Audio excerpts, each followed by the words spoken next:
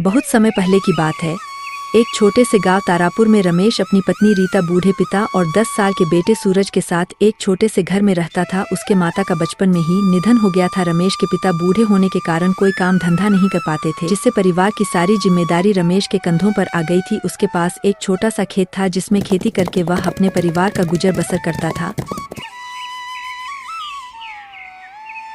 एक सुबह रमेश के पिता को अचानक से बहुत तबीयत खराब हो जाता है, जिससे रमेश के पास इलाज के लिए इतने पैसे तो नहीं थे, तो उसको अपनी जमीन मजबूरन बेचना पड़ा। लेकिन किस्मत का खेल तो देखो, उसके पिता का भी देहांत हो जाता है और जो थोड़ी बहुत जमीन थी उसके बिक जाने से रमेश की स्थिति पहले से भी खराब हो गया था। उसका जीवन बुरी तरह कठिनाइयों से भर जाता है। इसलिए हुए दोनों पति पत्नी मेहनत मजदूरी करके किसी तरह अपना जीवन निर्वाह कर रहे थे। रमेश जमींदार के खेतों में दिन भर मेहनत करता, वही रीता सेठ गौरी शंकर के घर में साफ सफाई का काम करती थी। जी, सर्दी बहुत नजदीक आ चुका है और हमारे पास सर्दियों में ओढ़ने, पहनने और खाने के लिए कुछ भी नहीं है। हाँ भगवान, तुम ठीक कह रही हो, हमें कुछ करना चाहिए। आखिरकार सर्दी आ चुकी थी। यूं तो हमेशा ठंडी के समय में 1-2 डिग्री तापमान रहता था, लेकिन इस साल तापमान बहुत ही ज्यादा गिर गया था, जिससे ठंडी बहुत जोरों से अपना कहर ढा रही थी। इस वजह से तारापुर गांव के लोग ज्यादा ठंडी के कारण डरे हुए थे। दिन हो या रात, लोग ठंडी के कारण बहुत परेशान थे। हे भगवान, ये कैसी लीला है आपकी। देख रही हो रीता, इस साल कितनी ज्यादा ठंड पड़ रही है। इतनी कड़ी ठंडी में काम भी करना बहुत मुश्किल हो गया है। घर से बाहर निकलते ही ठंडी के कारण हाथ पांव सूना पड़ गया है। इतनी ज्यादा ठंडी में तो घर से बाहर निकलने का मन भी नहीं कर रहा है। न जाने इस साल की ठंडी कैसे कटेगी। ठीक है रीता, अब मैं काम पर चलता हूँ, नहीं तो जमींदार मुझ पर गुस्सा करेगा। ठीक है जी, अपना ध्यान रखिएगा। रमेश वहाँ से काम पर चला जाता है। तभी रीता बोलती है, बेटा सूरज, तेरे पापा काम पर चले गए और अब मैं भी काम पर चलती हूँ। तुम अपना अच्छे से ख्याल रखना, बाहर मत निकलना, बहुत ठंड है और मैं खाना बनाकर रख दिया हूँ, तुम टाइम पर खा लेना। ठीक है माँ, मैं खा लूँगा, तुम टाइम पर घर आ जाना। रीता वहाँ से काम के लिए निकल पड़ी। बाहर बहुत ज्यादा सर्दी थी। थोड़ी ही देर में रीता सेठ के घर पर पहुँच जाती है। सेठ का स्वभाव बहुत कठोर था। वह आग के पास बैठा था और अपने नौकरों पर चिल्ला रहा था। तभी उसकी नजर रीता पर पड़ा और वह उस पर चिल्लाते हुए बोलता है, अरे रीता, तुम काम पर इतनी देर से आ रही हो, मेरे आदमियों को ही देख लो, सुबह 5 बजे काम पर आ जाता है। लगता है तुम काम की कीमत नहीं समझती हो। माफ कीजिएगा सेठ जी, आज ठंड इतनी ज्यादा थी कि जल्दी उठ नहीं पाई, लेकिन आप फिक्र मत करिए, मैं जल्दी जल्दी सब काम निपटा दूंगी। अच्छा, बहाना बनाने तो तुम्हें बहुत आता है। जाओ चुपचाप काम पर लग जाओ। अगर आज काम में कोई भी गड़बड़ी हुई तो मैं तुम्हारा हिसाब कर दूंगा। तुम्हारी जगह का काम करने वाले बहुत बैठे हैं। सेठ की बातें सुनकर रीता को बहुत दुख होता है, लेकिन वह कर भी क्या सकती थी, ये उसकी मजबूरी थी। वह चुपचाप काम करने जा रही थी। तभी सेठानी उसके पास आती है और कहती है, अरे आप क्यों डांट रहे हो इस बेचारी को, आपको दिखता नहीं है बाहर कितनी ठंड है, फिर भी ये काम पर आई है। ये भी तो इंसान है, इस पर आपको जरा सी भी दया नहीं है।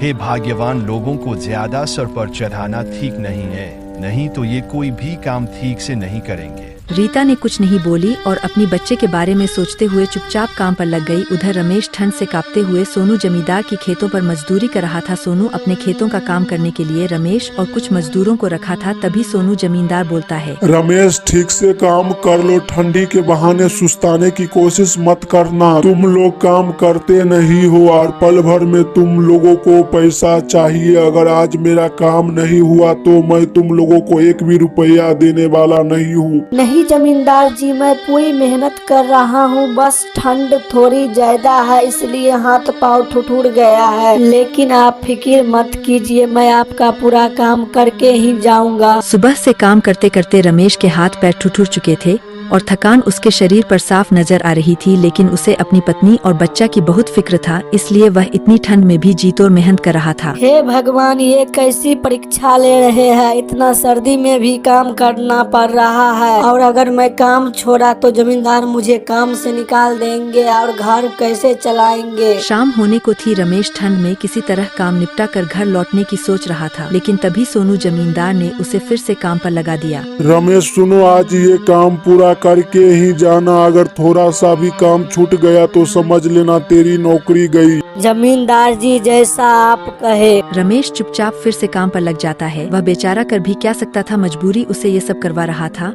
और उधर तारापुर गांव में ठंड से सभी का बुरा हाल था। गांव का वह पीपल का पेड़ जहां अक्सर लोग बैठकर बातें किया करता था, अब वह सुना पड़ा था।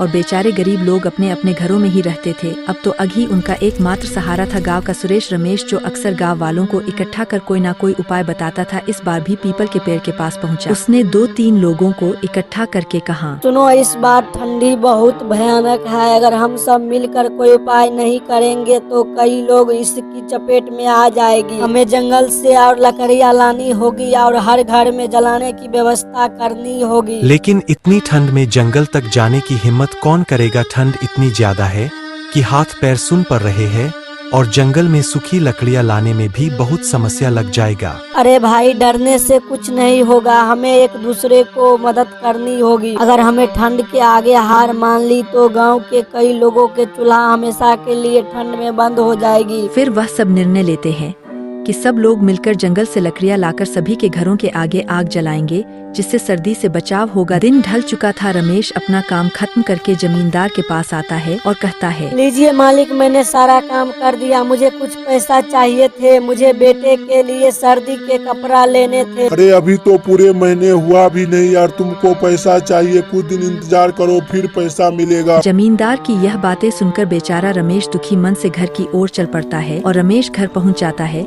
तभी रीता बोलती है, आ गए आप, इतनी देर क्यों कर दिए आने में? अरे भाग्यवान, वो जमींदार जी ने रोक लिया था। मैंने पैसा मांगा तो वो पैसा नहीं दिया। अच्छा कोई बात नहीं है जी, आप सर्दी में कैसे ठुठुर रहे हैं, आइए और हाथ सेक लीजिए। फिर रीता रमेश को बताती है। रमेश ने सूरज के चेहरे की तरफ देखा तो उसका चेहरा सर्दी और खांसी से पूरा लाल हो गया था। इससे रमेश चिंता में डूब गया। हे भगवान, ये सर्दी तो अब बर्दाश्त से बाहर हो गया है और आज घर में आग जलाने के लिए लकड़ियाँ भी नहीं है। जमींदार जी ने देर तक रोक लिया, इसलिए लकड़ियाँ लेकर आने का समय नहीं मिला। मैंने सोचा था कि आज सेठ जी से कुछ मदद मांग लूंगी, लेकिन वो तो आज मुझ पर ही गुस्सा करने लगे। उन्होंने मेरी हालत तक नहीं देखे। इन अमीरों को हम जैसे गरीब के तकलीफ से क्या मतलब? उसके घर तो हमेशा गर्म रहता है। हम गरीब लोग जैसे तैसे ठंड में भी अपना पेट पालने की कोशिश करते हैं, लेकिन ये लोग हमें इंसान तक नहीं समझते हैं। रीता और रमेश आपस में बात कर रहे थे कि तभी अचानक से सूरज की तबीयत बहुत खराब हो जाता है और उसका चेहरा पूरी तरह से लाल हो जाता है। हे भगवान, मेरे बेटे को अचानक क्या हो गया है? आग देखते ही सूरज कैसे कर रहा है? भगवान, इसको बहुत तेज बुखार हो गया है। तुम बेटे का ख्याल रखना, मैं अभी डॉक्टर को लेकर आता हूँ। मुझे बहुत डर लग रहा है जी, आप डॉक्टर को लेकर जल्दी आइएगा और उनके घर से थोड़ी लकड़ियाँ भी ले लीजिएगा। आधी रात का समय हो चुका था। बाहर सर्दी इतना कहर ढा रही थी कि पूछो ही मत। रमेश बहुत डरा हुआ था और इस भयानक ठंडी रात में वह डॉक्टर जी को लेने निकल पड़ा था। तेरे पापा डॉक्टर को लेकर आते ही होंगे, तुम टेंशन मत लो बेटा, सब ठीक हो जाएगा। उधर रमेश घर से थोड़ी दूर निकला ही था कि रास्ते में बहुत जोरों से हवा शुरू हो जाता है। रमेश चारों ओर चिंता से उसे भयानक हवा वाली रात में बिना रुके चलते ही जा रहा था। उधर रीता का दिल सूरज की ऐसी हालत देखकर बहुत ज्यादा घबराहट रही थी। सूरज की आंखें धीरे धीरे बंद हो रहा था और उसका शरीर ठंड पड़ने लगा। जैसे तैसे रमेश डॉक्टर जी के घर पर पहुंचा है, पर उनकी बदनसीब तो देखो, उसी रात डॉक्टर जी अपने घर पर ही नहीं थे। उधर उसकी पत्नी जोर से चिल्लाती है। उसकी चीख उसे भयानक काली रात की हवा को चीरती हुई सीधी रमेश के कानों में पड़ता है। ये चीख इतनी दर्द भरी थी कि हर कोई सुनने वाले की रूह कांप जाता है। इसे सुनकर रमेश बहुत घबरा जाता है और वह अपने घर की तरफ दौड़ता है। हे भगवान, रीता इतना जोर जोर से क्यों चिल्ला रही थी? भगवान करे कोई अनहोनी ना हो। बेचारा घबराया हुआ रमेश दौड़ा दौड़ा घर पहुंचा। घर के अंदर जाकर जो देखता है उसका कलेजा फट जाता है। ए जी, भगवान ने हमसे हमारे बच्चे छीन लिए। बेचारे नन्हे से जान सूरज इस बेरहम सर्दी को सही नहीं कर पाए। उस बेचारे की क्या गलती थी जो इस भयानक ठंड ने उसे अपने परिवार से अलग कर दिया। वह दोनों पति पत्नी उस ब्रह्मा ठंड से हार चुके थे। उन दोनों की वह दर्द भारी चीख उस तेज हवा को चीरती हुई पूरे तारापुर गांव में गुज रही थी। उस रात की ठंड बहुत भयानक थी जो अच्छे खासे की जान ले ली। वह दोनों पति पत्नी अपने बेटे के पास खड़े खड़े उसकी खोने का शोक मना रहे थे। वह अपने किस्मत को कोस रहे थे कि क्यों भगवान ने उन्हें इतना गरीब बनाया जो अपने बच्चों को ही ठंड से नहीं बचा पाया।